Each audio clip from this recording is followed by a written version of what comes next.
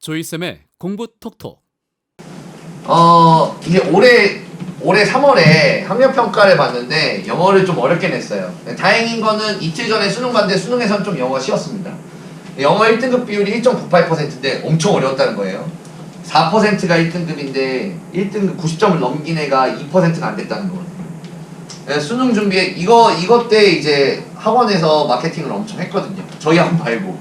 그래서 수능 준비 학원 가가지고 단어도 막 100개, 200개 외우고 기출 문제도 막 풀고 그래야 되는 거 아니냐 이런 얘기 하는데 막 이런 식으로 마케팅을 합니다. 다른 학원에서 우리 학원에서 영어 공부 준비 가능하다. 일주일에 2회씩 막 푼다라고 하는데 지금 현재 수능역 준비는 이 두 개예요.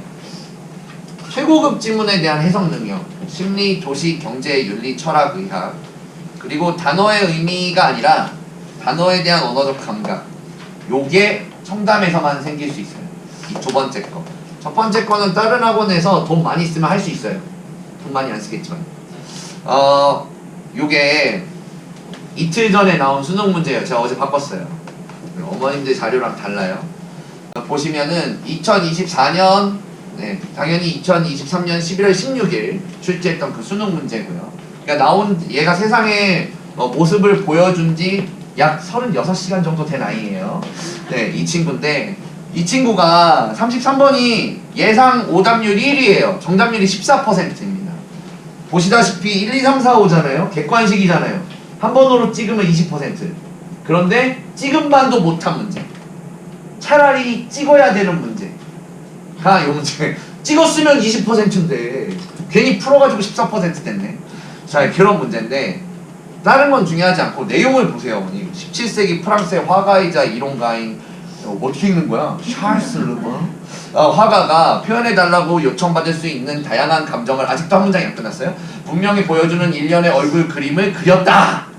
그 그림들에서 놀라운 점은 어떤 수의 얼굴 그림이든 손실 없이 서로 대체될 수 있었다는 것이다. 이거 교육부가 해석해 놓은 거예요. 교육부가. 이거를 읽어서 풀어야 돼요. 이거를. 이게 왜 어렵냐? 한국말도 어렵죠. 한국말도 어려운데 소재가 심리학이잖아요. 심리학에 대한 걸 한국말로 읽어도 어려운데 영어로 읽고 있으니 애들이 얼마나 기가 찰 노릇이에요. 맞추기 어렵겠죠. 이게 이번 수능에서 제일 어려웠던 문제. 이게 두 번째로 어려웠던 문제입니다. 다 바꿔놨어요. 옛날 얘기하는 거 싫다고 했잖아요. 수능 문제 요건 22.1% 좀 나요. 네, 좀 난데 요것도 마찬가지로 도시에서 운전하거나 걷거나 교통카드를 판독기에 통과시키는 모든 사람은 현관문에 나서는 순간부터 자신의 교통 전문가로 여긴다! 까지가 한 문장이에요. 이게 한국말로도 이렇게 긴데 영어는 여기까지. 그래서 그리고 그 사람이 도로를 바라보는 방식은 그 사람이 돌아다니는 방식과 매우 밀접하게 일치한다? 요걸 맞추는 거였어요. 그래서 이거는 소재가 도시와 교통에 대한 거거든요. 이 도시와 교통에 대한 토론을 자제분과 해보신 적이 있나요?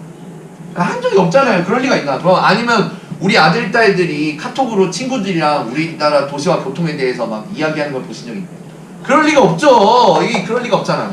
근데 이거를 한국말로 이렇게 하기도 어려운데 영어로 풀고 있으니 맞출 수가 없죠. 마지막으로 요게 3위입니다. 이게 올해 수능 문제 중에 어려웠던 문제 세 번째. 이건 더 심각해요. 이거는 심지어 철학이에요. 윤리학. 30% 맞췄대요. 놈스, 규범에 대한 거예요. 한 사람이 조직 내 사회에서 어떤 걸 규범으로 삼냐. 이게 옳은 거고 이게 옳지 않은 거. 그래서 그걸 기준으로 문제를 쭉 풀어가지고 순서를 맞춰야 되는 거예요. 순서를 개가 좋아, 고양이가 좋아 하는 것도 순서 맞추기 어려워요. 그런데 윤리와 규범에 대해서 글을 써놓고 이게 순서를 맞추라고 하니 애들이 기가 차는 거죠. 그래가지고 많이 틀린 거예요. 요런 고급 지문을 읽어야만 문제를 풀 수 있는 거예요. 이렇게만 올해 수능을 분석하고 보니 다 너무 인문학적이어서 요거는 수능 직전에 EBS에서 내보낸 파이널 모의고사에 있던 문제예요. 이과적인 것도 하나 보여드리고 가장 요것도 세상에 나온 지 2개월이 채 안 된 책이에요.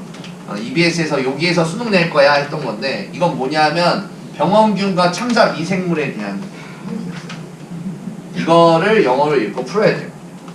정답은 숙주의 생명 과정에서의 매우 중요한 참자 미생물의 역할.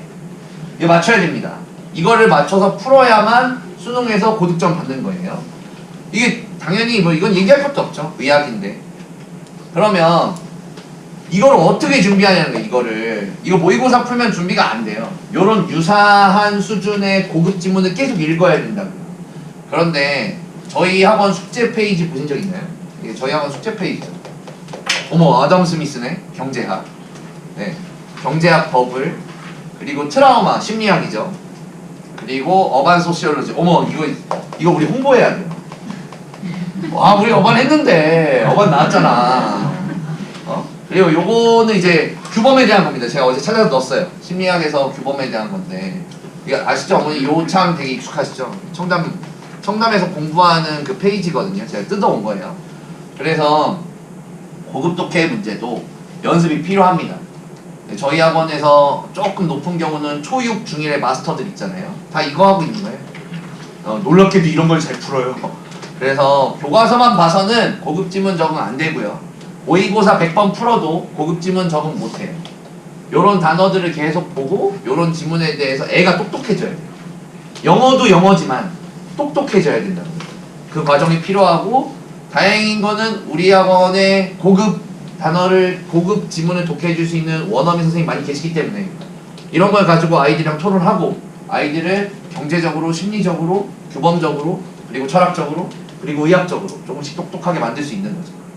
그래서 청담 프로그램을 통해서 고급 지문 경험을 다 경험할 수 있고요.